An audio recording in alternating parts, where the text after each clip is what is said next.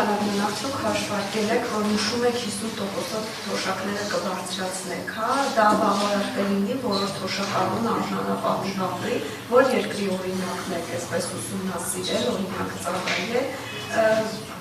այս հարցի պատասխան։ Տեսեք, մենք, ես մի անգամից պատասխան, մենք չենք կարծում, որ 50% բարձրացումը մեր կենսաթոշակառուների բոլոր խնդիրները կլուծի։ Եթե ուշադրություն դարձեցիք, մենք ասենք հետևյալը, մենք հիմա ուզում ենք լուծենք առաջիկա 2 տարիներին նվազագույն խնդիրը։ Այսինքն, որպեսզի կենսաթոշակների բարձրացումը եւ հետագային ինդեքսացիան հնարավորություն տա մեր կենսաթոշակառուներին գոնե կարողանալ սպառել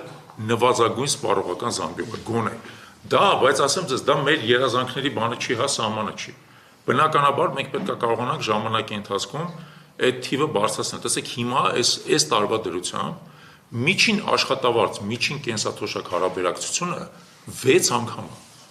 6 անգամ է, դա հսկայական եւ աբսուրդ թիվ է, դա նշանակում է, որ մարդը հենց աշխատանքի շուկայից տեղափոխվում է վաստակած հանգստի, իր եկամուտը միջին հաշվով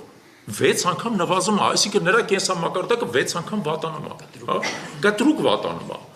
Դա ընդհանրապես ասած աշխարհում չտեսնված, չլսված պրակտիկա է։ Գոնե պետք է ձգտել նրան, որ ասենք այդ հարաբերակցությունը լինի 3 անգամ,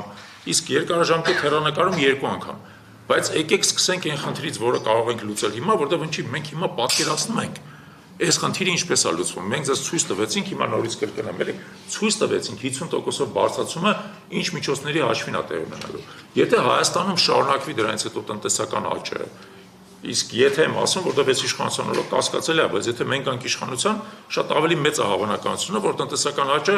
կայուն հետագծի վրա կլինի։ Եվ դա կբերի հավելյալ միջոցներ, եւ մենք պարտավորված ենք մենք զգում եւ հանձնառություն ենք վերցնում այդ հավելյալ միջոցները ուղղելու նաեւ մեր առավել սոցիալապես անապահով խավերի կենսամակարդակի բարձրացմանը։